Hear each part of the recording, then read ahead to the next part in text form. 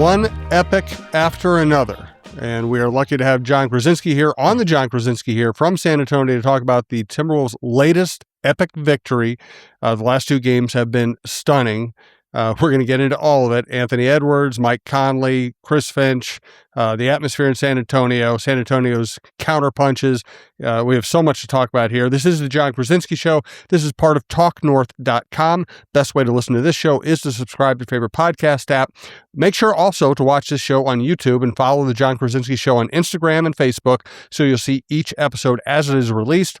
And check out all the other great shows at TalkNorth.com, including Worst Seats in the House, which is Russo and LaPanta on the Wild, also Kevin Gorga on hockey.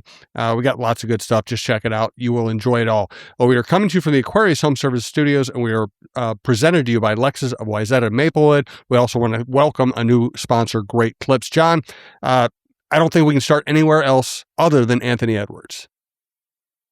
Yeah, it was just remarkable, Jim. When you think about what he was going through with his knee injury, when you think about the forecasts of him minimum missing 2 weeks to get back in 9 days, and to do it by doing something that he has sometimes been criticized for not doing in the past, which is paying attention to his body, going through all of the modalities to take care of himself.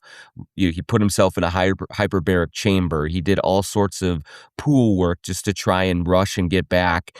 And then to deliver a fourth quarter, 5-minute punch with 11 points and an assist. I mean, it's everything that Kobe Bryant would do, everything that Michael Jordan would do, just a galvanizing performance that really did pave the way for this team to pull a massive upset in game one.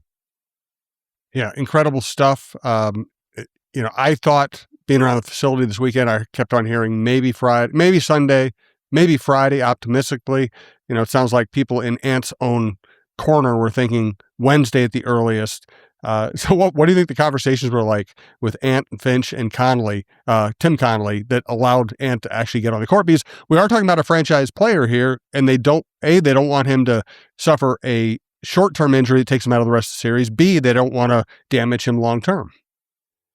Yeah, absolutely, Jim. I mean, when you look at it, there was a lot of stakeholders in this conversation because Anthony Edwards is the franchise. He arrived here in 2020 and immediately started to turn the fortunes of this team from one that was historically one of the least successful franchises in professional sports to one now that's one of the most successful in the NBA. And so there is so much more investment into Anthony Edwards' long-term health, long-term prognosis, than just one series, than just one game in these playoffs. And so Ant went through a lot of discussions, a lot of examination, a lot of meetings with the Timberwolves medical and athletic performance staff. David Hines, who is the vice president, on the Timberwolves medical side or athletic training side, is deep into Anthony Edwards' inner circle. Ant has a ton of trust in him. And so they had a lot of conversations about it. He had conversations with people outside the organization for second opinions, really kind of went through all of the risks, all of the details that were involved in this. And ultimately, it was determined that he could play and was medically cleared to play if he could kind of tolerate the pain and if he could kind of loosen those knees up and get ready to go. And so certainly this was a lot of Anthony Edwards pushing and wanting to get out there with his team and wanting to join the fight after watching them finish off the Denver Nuggets without him. So there was a great deal of competitiveness from Anthony Edwards there. But also, I do think that this is on the Timberwolves medical side as well. They worked with him through it. They have determined that, of course, there is no guarantee that he is not going to get hurt again or suffer something, a bigger injury as he's playing through all of this. But they determined that there was no elevated risk of that happening. And so they worked together on it. They saw how badly Anthony Edwards wanted to play, and they helped get him ready to go in game one. And so, I know that a lot of Wolves fans understandably are concerned. Did he rush it back? Is he really exposing himself to greater injury? Is this really worth it? And I just can tell you that the Wolves have been meticulous in their examination of this injury and in determining that what he is doing now is medically sound, as well as it is, kind of inspirational from just an overall spirit perspective as well. Amazing stuff. We'll get back to Ant here in a little bit. Let's just talk about big picture. Winning game one in San Antonio on the road when you're the more fatigued team, when you're missing DiVincenzo, Kyle Anderson, Io, and Ant only plays 25 minutes, even though he played great for a stretch. What does this mean for the rest of the series, and what do you think? Do we have any insight into what might happen with Io the rest of the series? Yeah, so first off on Ayo Dosunmu, remember we talked about this last week as well. There's so much that goes into his decision here. He does not have a contract for next season. He's in line for his first kind of life-changing deal. He has not, he's only been on his rookie deal so far. And so to have him watch Dante DiVincenzo tear his Achilles tendon, and then for having him experiencing calf issues, it's completely understandable that he is kind of trying to figure this out and trying to make the right decision both for him and his team. I do anticipate that we will see Ayo Dosunmu at some point in this series, and it could be sooner than later. But he is taking the precautions, and the team is taking the precautions for him that are necessary at this point. And so I do not think that he is in danger of missing this entire series. I would not be shocked to see him out there for game two against San Antonio on Wednesday. And so,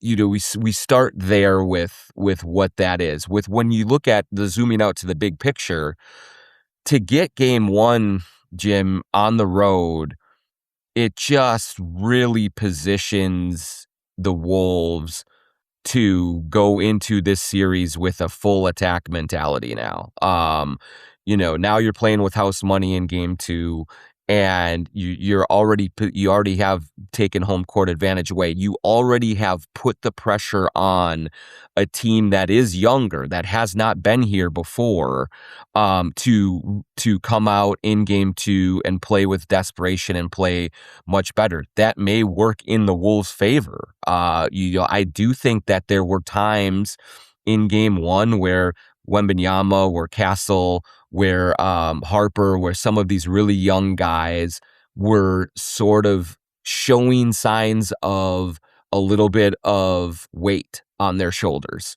And that's the best case scenario for the Timberwolves. The Spurs are a 62-win team. They're a really, really good team. They are probably going to shoot better the rest of the season this series than they did in game one. But to go in to bully ball the Spurs and to take that first game, now all of the pressure shifts onto their shoulders, and we'll see how they can handle it. But you really couldn't draw it up any better for the Wolves at this point. No. Another big picture thing here. It seems to me when we watch the Wolves fully engaged on defense, which really only happens in certain games of the regular season and in the playoffs, but especially in the playoffs, it always looks like the other team's a little tired. It just feels like the way the Wolves play defense just puts a lot of pressure on other people physically as well as mentally or emotionally. It's a great point, Jim. And I asked Jaden McDaniels about that in the locker room after the game, kind of, asking him about the connectivity and the synergy that they are playing with defensively right now. And he did say, look, the regular season, that wasn't us. Like that wasn't, we did not sustain it the way that we know we can. But now that the playoffs are here, we know that it's, there's no possessions we're taking off. There's no matchups we're taking off. We're throwing everything we have at them. And I do think that there is a physical element to this Wolves defense that does wear on an opponent. Wembanyama played 40 minutes last night, I think for the first time all season. And he was I can't remember the exact numbers for him right now, but he was 0 for 8 from 3.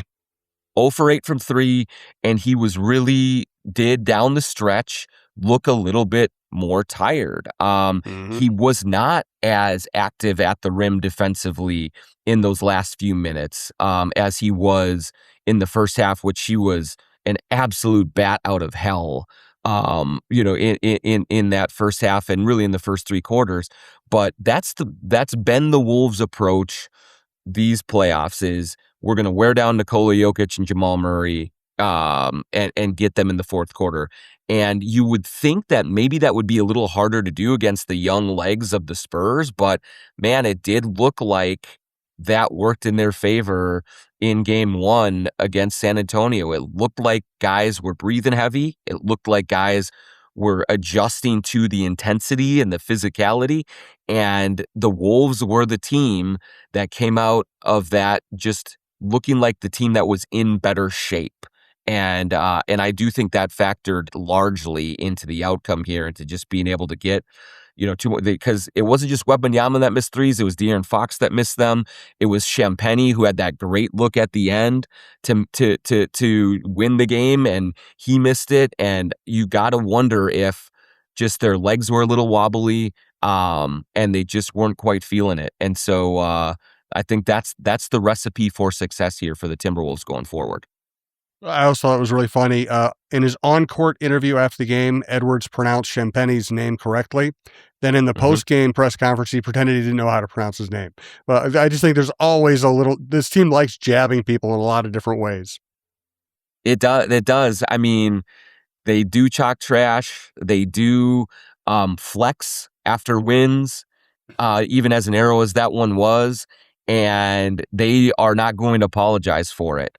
This is who they are. This is kind of what gives them the edge to keep going. And it's been interesting to watch kind of the reaction from the national fan base, who is tuning in now more to them. And I think they're kind of falling in love with this Wolves team because they don't flop. They don't embellish calls. They play incredibly hard, and they have that sort of charismatic element to them that I think people are drawn to, and this has been really cool to kind of see a team that, by everyone's admission, was pretty maddening and frustrating in the regular season, and now they're becoming a little bit of the bells of the ball here in the playoffs. Well, we have even more evidence that regular season doesn't matter as long as you're a top 6 seed, because this team has now won 12 road playoff games the last 3 years. They win a game. The biggest victory in franchise history is Game 7 at Denver, and then they start off this series with a road win in San Antonio, even though they're the more tired team. So, the regular season probably just doesn't mean that much. Let's get to a lot of other stuff. Rudy Gobert's usage, Nas, Finch, Kyle Anderson, etc. First, though, we want to thank our key sponsors here. We want to thank Aquarius Home Services. When your furnace, air conditioner, or thermostat isn't working right, you need a local team you can trust. Whether your home won't heat up, won't cool down, or your air quality is a concern, your home comfort team at Aquarius Home Services finds the problem fast and fixes it right. And you get $98 off any furnace or AC repair when you book with Aquarius today. Aquarius Home Services. One call, problem solved. Earning the right to be recommended. Schedule today at AquariusHomeservices.com. Here's John for Lexus of Wayzata and Maplewood. If you're in the market for a new luxury vehicle, look no further than our good friend Charlie Swanson at Lexus. Whether you're on the west or the east side of the Twin Cities, they've got you covered with 2 great locations, Lexus of Wayzata and Lexus of Maplewood. Check out the all-new Lexus TX, a spacious SUV with 3 rows of seating and plenty of room for all your gear. Head over to LexusofWayzata.com or LexusofMaplewood.com for details and to find your next ride today. And here's Jon Krawczynski for Great Clips. Life comes with a lot of things to remember, and Great Clips doesn't think your haircut should be one of them. That's why I use Clip Notes to save my haircut details, so no matter which stylist I see or Great Clips salon I visit, it's easy to feel like the best version of me. So do yourself a favor, say goodbye to guesswork and hello to a great haircut every time. Download the app today. Great Clips. It's going to be great. So Chris Finch now has a higher postseason winning percentage than any. Let me rephrase. His postseason winning percentage is better than the regular season winning percentage of any other coach in franchise history. Of course, his regular season winning percentage is way higher than anybody else, even the great Flip Saunders. And I thought it was fascinating that they started the game going right at Wemby, and Wemby was destroying them. And then later in the game, second half in particular, all of a sudden they're pulling Wemby away from the rim and beating him backdoor, or they are backpicking, and sometimes right out of timeouts, or they're backpicking him and getting pre-looks. And Shannon goes from having no chance to score to having, like a great running back, having that one crease he needs to get there. Yeah, I mean, this is the last two games, Game 6 against Denver, Game 1 against San Antonio, have been really, really tough on the Chris Finch haters, which are legion out there in Wolves Twitter. You know who you are. I thought that it was an incredibly well-coached game. You did see that in the first half, the Timberwolves were used to going down the lane and seeing Nikola Jokic there roll out the red carpet for them. Backing away. And so they were just going in as if they were not facing a generational shot blocker, and they were getting their stuff tossed. Some of it was goaltending. Some of it was, maybe a foul here and there, but generally speaking, it was a bit unhinged in terms of game plan getting to the rim. But Finch was able to calm them down, was able to make some adjustments. And I thought you hit the nail on the head, Jim, when we saw several times in the second half and in the fourth quarter, especially, where Terrence Shannon Jr., maybe it was Ant, maybe it was someone else driving down the lane, and Julius Randle getting a seal on Wembanyama, kind of moving him out of the way and clearing a runway for the Wolves drivers. Now, Wemby still got to a couple of them. He still was impactful, but he was not just the overpowering demon that he was in the first half. And then you saw Finch mix in Jalen Clark. You saw him mix and match Randall, Naz, and Rudy very, very well. You saw him work within the parameters of a minutes restriction for Anthony Edwards and find other ways to stay in the game. And the players obviously always deserve the most credit for this, but I just thought the coaching and the game plan was terrific. And defensively, they were spectacular, and offensively, you heard Finch after the game say, we got to play smarter. We left a lot of meat on the bone, basically. But now I think that they've had one game under their belts to adjust to this intensity, to this defense that they're facing. I think there's a chance they come into game 2 more comfortable and have a little bit easier time getting to the shots that they want and creating offense off of that. Yes. I thought going in that it was two of the people I was going to be watching closely, other than Ant, obviously, were Naz. I felt like this was going to have to be a big Naz Reid series if the Wolves are going to win. And I also wondered just how Rudy's minutes would play out and whether he was going to be the same kind of factor in this series as he was in the last.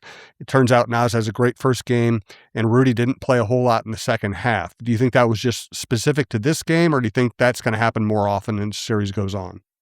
Yeah, I mean, I do think that the Wolves are going to be flexible and kind of just go with what works game in and game out. So I don't necessarily believe that because it went that way in game 1, it will for sure go that way in game 2. But to your point, this does feel like a Naz Reid series. This feels like needing a big to draw Wemby away from the paint and to pose a threat from the perimeter to spread those San Antonio defense out, create driving lanes and drive and kick opportunities and make things happen that way. Naz was terrific in the game. He made some threes. I think he had 9 rebounds. He was playing good defense as well, especially when they ran the three big lineup with him, Rudy, and Julius. I thought that Naz was playing a great defensive game against the wings of San Antonio that he was having to guard, and Rudy was timely with his contributions. He had, I think, 8 or 9 rebounds in the first half, was really active on the glass. And then there were times where they did have to go away from him, but then he came in at the end to help defensively to close down a couple of possessions that were needed. And it is going to be all hands on deck. I do think that where Rudy was like a central figure in the Denver series, he may be a little bit more of a supporting player in this series, but they're still going to need him. And for Naz, I think he was plus 15 of the team best plus 15 in the game. Yep. And that is the sort of Naz Reid impact that we've been waiting to see from him. It's been a struggle with his shoulder. It's, he hasn't always been efficient down the stretch, but if they can get more games like that from him on both ends, they're going to be in great shape in this series. Yes. We have a lot more to get to. One more last long segment to get to. We do want to thank our other 3 sponsors, starting with TSR Injury Law, 612 TSR Time. We have Steve Terry on the show occasionally. He's a blast. He's also is kind of embedded in the Wolves ecosystem. He knows a lot of stuff. It's great to have him on when he is on. Even when he's not on, we want to thank him for everything he's done for for TalkNorth.com and the Jon Krawczynski Show. So just remember, if you're ever injured, call 612 TSR Time, 612 TSR Time. And here's John for Chew Vision Institute. Chew Vision Institute in Bloomington. Go to chewvision.com, CHU vision.com. Set up your free consultation and go on in there to get your vision correction needs met. That's what I did almost 2 years ago now. Went into Chew Vision, was absolutely blown away by the hospitality, by the intelligence, by the care that they were given to me to figure out what was the best vision correction methods for me. After a lot of consultation and examination, I had LASIK surgery at Chew Vision, and if you can see us on this YouTube channel, you see that I'm not wearing any glasses. I have not worn glasses or contacts for 2 years, and it's been a life-changing experience. It's been so great. I can see nearsighted. I can see near and far. My life is just easier now after having LASIK surgery at Chew Vision, and Dr. Chew and the good folks there take unbelievable care of you from start to finish. So go to chewvision.com, set up your consultation, tell them the Jon Krawczynski Show sent you, get in there, and then get on the other side of it and start kicking yourself like I did and saying, man, I should have done this 10 years ago. Chewvision, chewvision.com. We want to thank sglambchops.com, which also sponsors a Twitter question that we will get to at the end of this show. Of course, I'm wearing my Lamb Chops shirt right now. I'm also wearing my Lamb Chops sweats. I wear them all the time.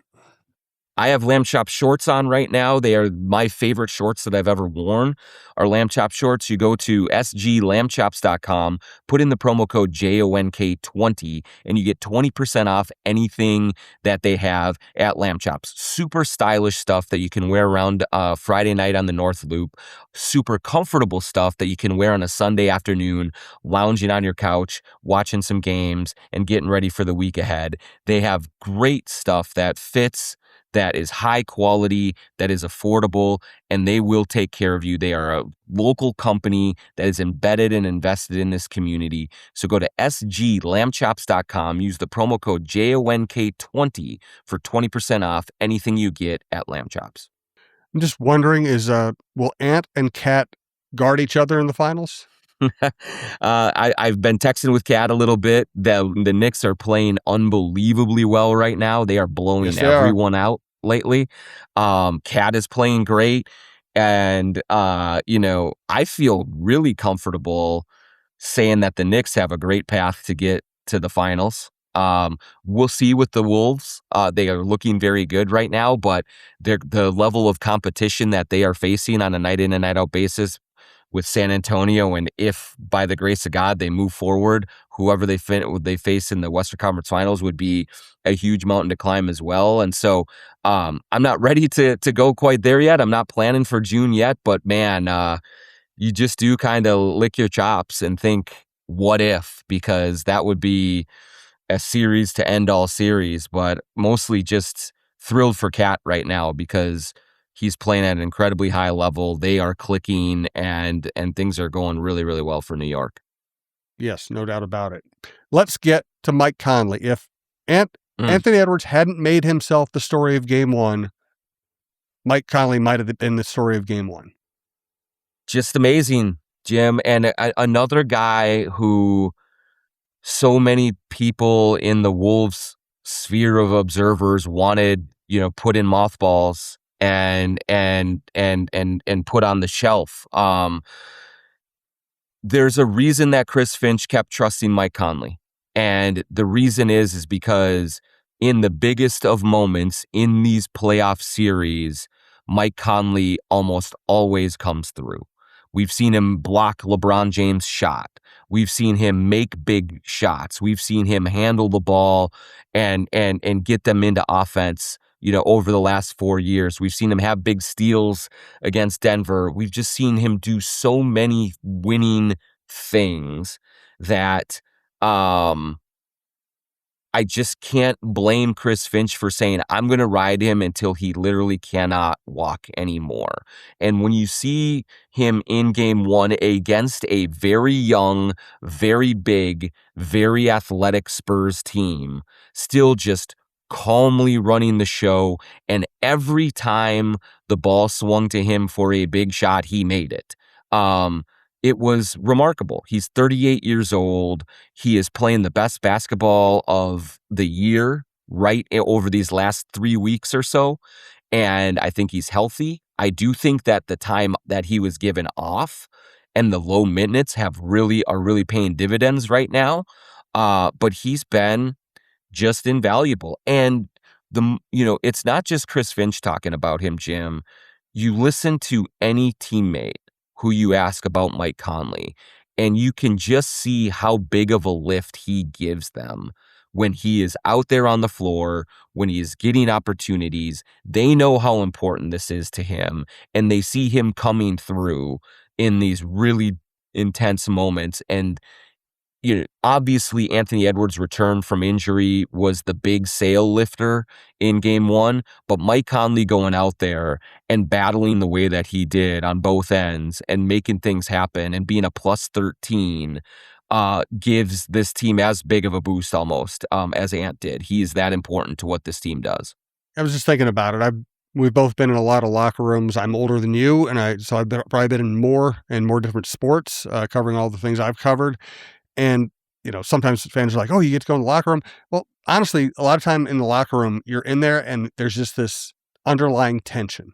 There's the guy in the corner who's mad at the coach. There's the guy who doesn't like this teammate. There's this feud. This guy's worried about getting cut. And it feels like those feelings kind of seep into the aura that you're experiencing when you're in there. And you feel like you're walking on eggshells a little bit. You have to phrase your questions just a certain way, to keep people from getting angry, which I'm not very good at. And I feel like as we talk about Conley, as we talk about the way Ant talks about his teammates, last night he said Jaden McDaniels is his favorite player in the NBA.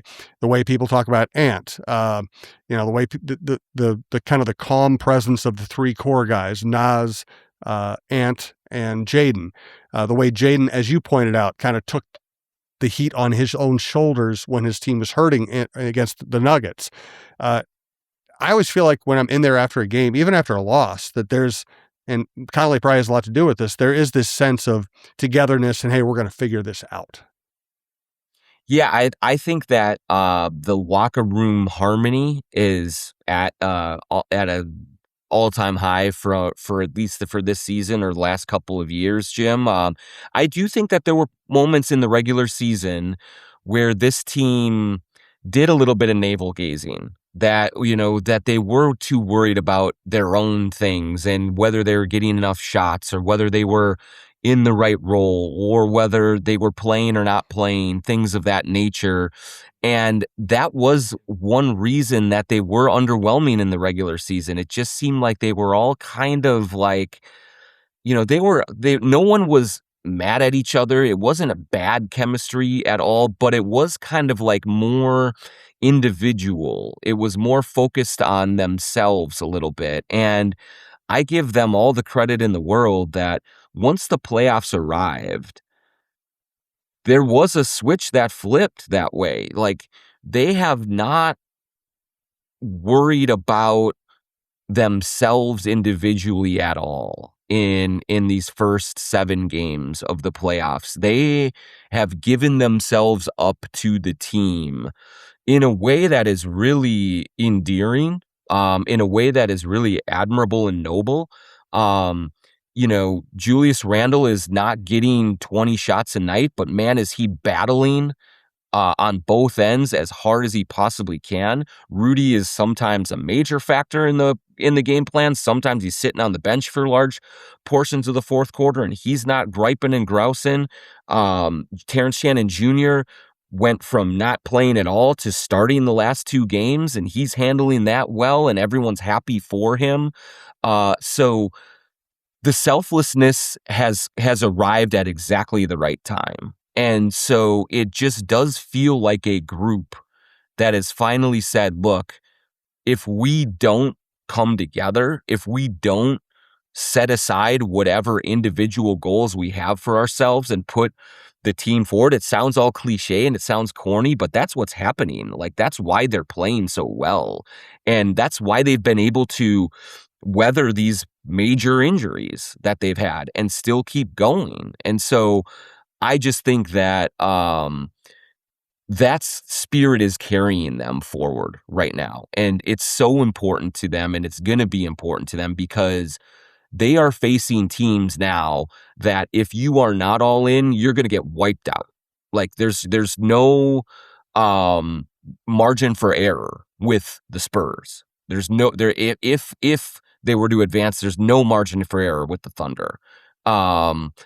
If the Lakers get there, that means that they're playing incredibly well and Luka's in there and there's no margin for there. So it's got to be a full-on, we are doing whatever it takes. And if that means Terrence Shannon Jr. is drawing a charge in the fourth quarter, if that means that Julius Randle is playmaking instead of looking for his own offense, if that means Ant is standing in the corner as a decoy and not being the main driver of the offense, that's what it takes, and that's what you have to do. And it just, when you walk in that locker room, it feels like everyone is all in the boat, rowing in the same direction. And that's a really cool thing to kind of feel, like a really good energy. Is Kyle Anderson healthy enough to contribute? And if so, is there a role for him in this series? He is healthy enough. I do think that he could be an X factor kind of adjustment if they need a different look on Wembanyama, if they need, a little bit more playmaking. But I do think that Terrence Shannon Jr.'s emergence as a ball in your hands player has changed the chemistry and the makeup a little bit of this roster. Remember, Chris Finch was playing Shannon mostly off ball in the corner for a lot of his first 2 years in Minnesota, and most of that is because he was playing a lot with Anthony Edwards, who needs the ball in his hands, and Julius Randle, who needs the ball in his hands. But Shannon now has played, I think, 70 minutes in the last 2 games as a starter, no turnovers, and the ball is in his hands a lot. And so that, if that continues, then there's maybe a little less of a need for Kyle Anderson right now. But I still do believe that you will see San Antonio play some zone defense. You will see some things happen within the course of the series where it will be time to go to Kyle Anderson, but I don't think he's figuring prominently in what they're doing right away here. So the Spurs lose game 1 at home, young team, who knows how they're going to handle it. If you're the Spurs, do you look at it and say, okay, had an open look to win the game. If we make that, changes the narrative completely. Wemby goes 0 for 8 from 3. That hardly ever happens. All you have to do is shoot better and you win that game. Or do they look at it and say, okay, we have a problem and we need to change things to solve it? Yeah, so I'm going to be very interested to see how they come out in game 2, Jim, because there is an argument to be made that, hey, we just shot really poorly. That it's a team that has shot well down the stretch of the season, and they were missing open looks from three. It wasn't just Wemby. It was Fox. It was Champagny. It was all of these guys were missing good looks, and so you can kind of say, hey, we'll just keep going about it. We're not going to panic. We're going to run our offense and trust that we're going to make more shots in game two. And that is a very viable approach. If, Jim, they decide to make a more significant adjustment, I would look hard at, do you put De'Aaron Fox on the bench and play Dylan Harper? And that may sound crazy because De'Aaron Fox just signed the biggest contract in Spurs history. He's the veteran. And Dylan Harper is the rookie who just is still learning everything. But when I watched the two of them play in game one, Harper was the one who looked physically ready for this matchup, and Fox was the one who looked out of sorts. And so you do not want to go down 0-2 in this series and lose both games at home. And so I would say that if things are going poorly again in the first quarter of game one for the Spurs, Mitch Johnson may have to be aggressive in looking at really reducing Fox's minutes and really upping Harper's minutes just because he's so much more physical. He just seems to be so much more capable of withstanding the Timberwolves' defensive physicality. And so, that's what I'm going to watch very closely. How does a very young coach handle this series, and how do young players handle this series going into game two? The crowds at Target Center during these playoffs have been incredible. By the way, Timberwolves, you don't need to pump extra bass into the arena. It's loud. It's loud enough. Yes. People cheering is loud enough. You don't need the extra crap. But the atmosphere has been fantastic. And everybody I know who's gone to a game has just had a blast. What is the atmosphere like in San Antonio, both in the arena and around the town, if you've had time to get around the town? Yeah, it's I would say it's very, very festive. This is certainly a very proud franchise and a fan base that is used to winning championships, plural. And so this is kind of a reawakening of that fan base, of that franchise, because it had been several years where they had been down in the dumps. And even when you had Wembanyama last year, they were still, he wasn't playing a whole lot and they were losing a ton of games. And so it does feel like a group and a city that is sort of coming out of just a tiny little thaw. And I know Wolves fans will say, "Oh, that's really cute. You weren't in the playoffs for a few years. Like, come live in walk in our shoes for those 14 years, and then come back and cry to us." But in the arena, you saw all the colored shirts. It was a super cool vibe to have the multicolored shirts in there.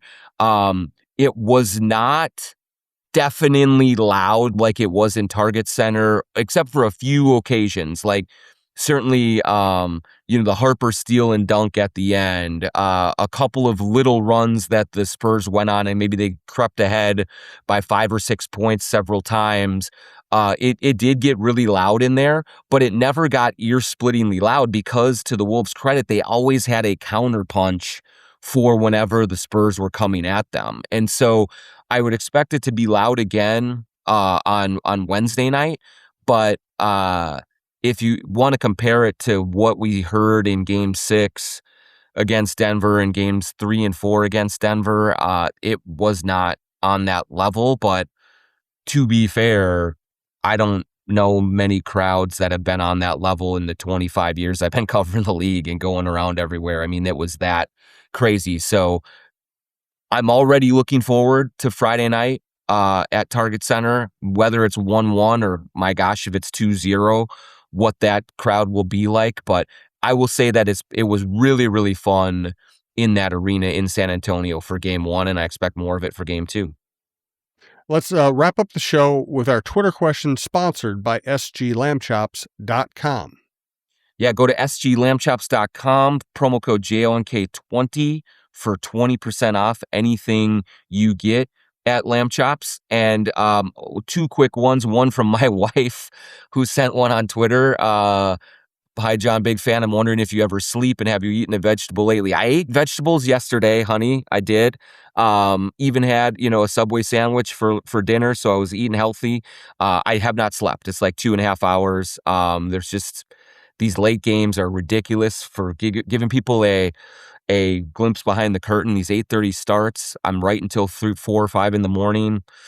Just so you can have it on The Athletic getting up. And then you're so wired after each of these games that you can't really sleep very well. And I never sleep well in hotels. And so it has been a bit of an endurance test, but I'll grab a nap later. And then the second question from Parker Fox, who, Parker, love you, huge fan.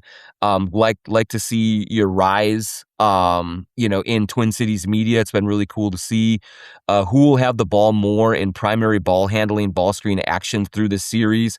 Terrence Shannon Jr. or Ant or someone else? I think it's a great question because Shannon's emergence, we got into it with Kyle Anderson a little bit, but Shannon being able to handle the ball and initiate in the half court is so big because it takes so much pressure off of Anthony Edwards. Like, he does not have to bring the ball up now as often. And so when you're talking about a guy who is playing with 2 gimpy knees, who feels like he has maybe 3 or 4 drives in him per game, that he just has to pick the right spots to go, for him to be able to just jog up the court and get into the half court, sit in the corner, come off screens, do things that way rather than bring the ball up against pressure. That's just a huge development. And so I do expect to see Shannon having the ball in his hands quite a bit. He is earning that trust from Chris Finch. Again, no turnovers in the last 2 games with the heavy minutes. If he can keep that up, I mean, that just changes so much for what the Wolves can do in this series and for being able to give Anthony Edwards the rest that he needs within the game in addition to when he's on the bench. So great point, Parker. Thanks for chiming in, and I hope to see you at the arena on Friday. By the way, let's pull the curtain back a little bit. I've had a series of great jobs at the Star Tribune. I started covering baseball in 1993. And for those on YouTube, I'm showing my bald head off. I had a really full, thick head of hair before I started covering baseball. And what John is describing is the part of the sports writing life you don't see, which is we cover late night games, we cover road games. You get back to the hotel at 1, 2, 3 in the morning. Sometimes you still have work to do. You don't sleep. You don't sleep well. And then if you have a real life at home, like John has kids. When I was covering baseball, I had kids and dogs waking me up early in the morning even when I only had 2 hours sleep. It takes a toll. I'm not asking for sympathy. We love our jobs and we chose these jobs, but if you ever see a sports writer with bags under his or her eyes, that's why. Yeah, I have hair, but I think it's probably going to fall out. We're getting some grays over here on the side because of it. It's a grind. And, I do think one thing that people should know about this job is we are obviously kind of dispassionate observers of what happens in documentarians of history. But when you are in that environment, and it is a back and forth, ultra intense game, so much emotion, fans getting into it, players going, like, you absorb that energy as well. Like, it is intoxicating to have it. And so, I left the arena last night around 12:30 or so, maybe 1 o'clock because, we had done the interviews and stuff. It took a long time. And I got back to the hotel to write, and I got my writing done.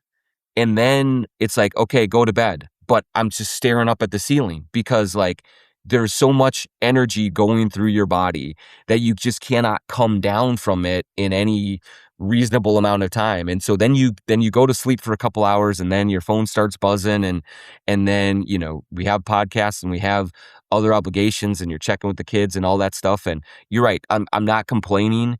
I love it. There's nothing I would ever want to do than write about this team for this audience and do these podcasts for these fans. But it does put you through the ringer a little bit, and you do have to squeeze some naps in when you can, and just figure it out. It's an endurance test for the athletes for the most, of course, but for us as well, schlepping it in on commercial flights and doing all those things. Yes, and we appreciate the work, John. A great show as always. We appreciate it. Enjoy Game 2. We'll talk soon. Please also check out John on the Viking Update Show. Sometimes we're joined by Alec Lewis, his colleague from The Athletic. Sometimes it's John and I talking about a team we've been watching and covering for decades. Check out all the shows at talknorth.com. We do appreciate it. Take care of our sponsors because they take care of us, and we'll talk to you soon.